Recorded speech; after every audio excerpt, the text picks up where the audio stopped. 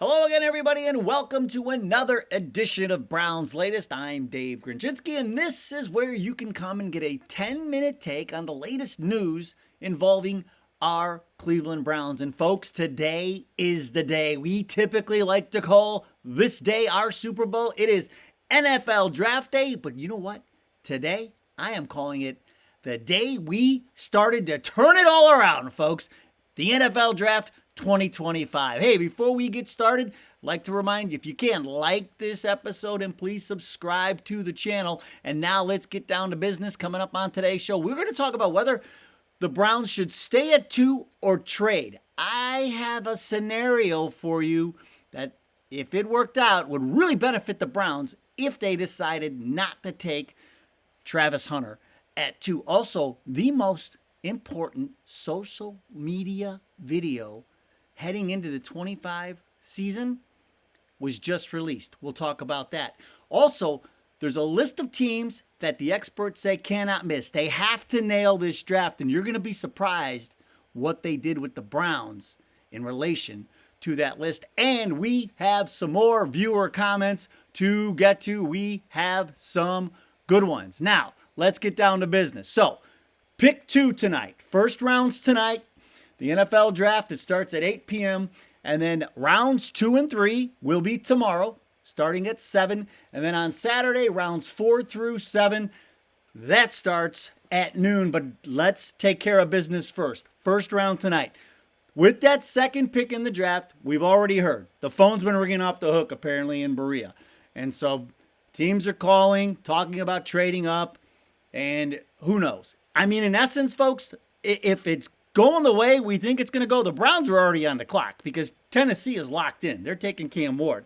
So it's up to us what we want to do. Now, Travis Hunter would be a fine addition to this team. We've already talked about it. I like it. But if this is true, and if there's people calling and the phone's ringing off the hook and somebody offers us one of those Godfather deals, I think you have to take it. And I've heard people say, I wouldn't trade back any farther than 5. Folks, I would trade back as far as 10 if you got a Godfather deal, and here's why. I think if you could move back and pick up the extra pick, get future first-round picks, multiple, future second-round picks, multiple, it'll help recoup some of the things we lost in the Deshaun Watson debacle. But in this draft, if we traded back, and let's say we went down to either like 6, 7, 8, 9, or 10, and Austin Genty is there from Boise State. What to have a running back like that added to this offense? What is the best thing that helps a quarterback? It's a running game. So, especially with Kevin Stefanski's offense, he loves that play action, and you saw it when Joe Flacco was here the last time, who, of course, was in town the other day signing his contract, so he's fully official and back now. But the play action that Flacco brought to the offense, of course, Nick Chubb was in the backfield at the time, but that is critical to this offense. And so if you could trade back, get multiple picks, a Godfather deal, and then land a stud running back like Genty with that first pick, wherever you end up, whether it's 6 through 10, I think you can sign me up for that, folks. I really think that would benefit this team in a lot of ways. Just, again, my thinking when it comes to the quarterback that we're going to draft and any other players that we add to the offense, I think about the Stefanski offense. You have to look at who fits the offense, and I think that situation would benefit us tremendously.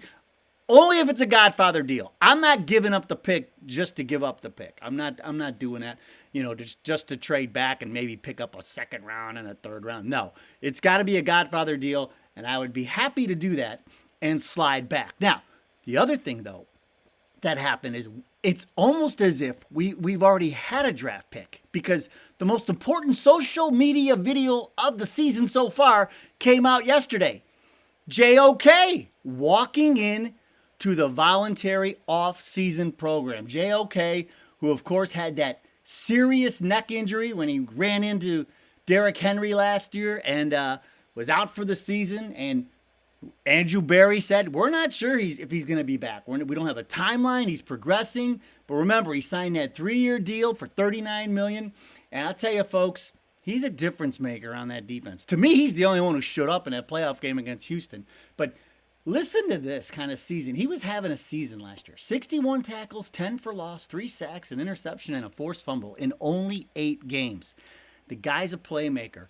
And if you get him back, it's really like having another draft pick, if you ask me, because you're just not sure. And to see him walking in to the facility on social media, it's super important, folks, because remember, this defense was ranked number 1 in 2023, although we were terrible on the road, gave up too many points. But this would be a huge boost if we could get Jeremiah back in the fold on defense. It would be huge. Now, the other thing that is making news is this list of teams that the experts say they can't miss in this draft. They must nail this draft. And I looked at the list, and the one team I did not see on this list are Cleveland Browns. So apparently the experts think we're in a much better position than maybe we think ourselves. But the list is Tennessee, New Orleans, Dallas, and San Francisco. The San Francisco 49ers are on the list of teams that must nail this draft because they say of all the cost-cutting moves they've been making, because they're trying to figure out if they need to sign Purdy, they sent Deebo Samuel packing. They made some moves, and they're in a bit of a conundrum here. So they finished 6-11 last year, but the San Francisco 49ers made the list of teams that must nail this draft here in 2025, and the Browns aren't on it. So we talked about this in previous shows, folks. People think the defense is in pretty good shape.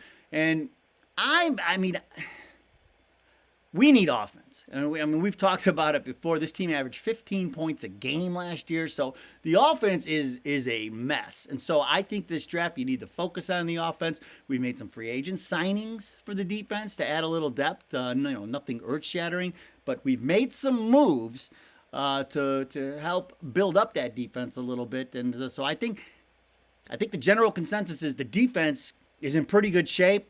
Once you get the offense kind of squared away, this team's going to be okay. So I think the national pundits, I don't know, maybe they're giving us a little more respect than even we give ourselves. And we're going to finish up today. We have some more viewer comments, and boy, we had some doozies. And remember, we were just talking about the offense and the point scored. Well, a viewer named Some Person 8151 commented.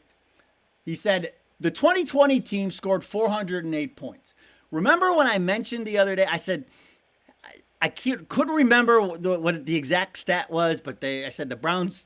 It was something like the Browns haven't only averaged 20 points a game. I think two times or something since they've come back, and so Some Person 8151 has to correct me and says 2020 team scored 408. The 2007 team scored 402.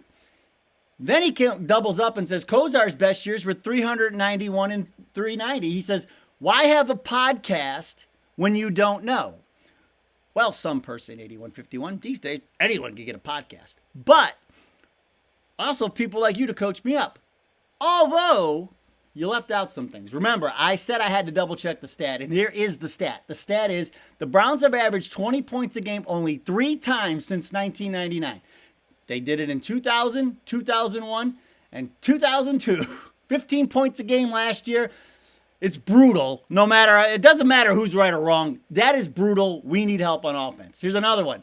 David said, 7666. He said, been a Browns fan since the early 70s, and in the most recent years, this management, I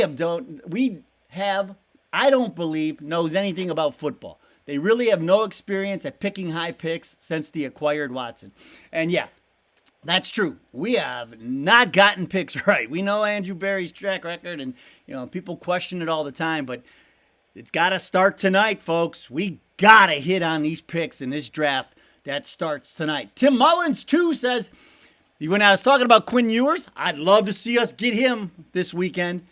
Tim Mullins, too, though, he said, I stopped the video as soon as he said he loved Quinn Ewers. So, hey, everybody's got their opinion, so it's cool. It's cool. I like Ewers. So, and then Bob Abui, who I love the name because I'm a Howard Stern fan, but he says, bring back Kozar, Mack, Webster, Langhorne, and unleash the dog pound. Missed that team. And you know what? So do I. Those were the days, man, when we were kids, and then trying to get my kids to understand how great it was to be a Browns fan back in the day. It's hard because it's been difficult the last few years, but no matter what, we love our Brownies, and thank you for the comments. All right, that's going to do it for today. Let's get this draft, folks. Starts tonight. Let's go. Go Brownies. Go draft. We'll see you next time.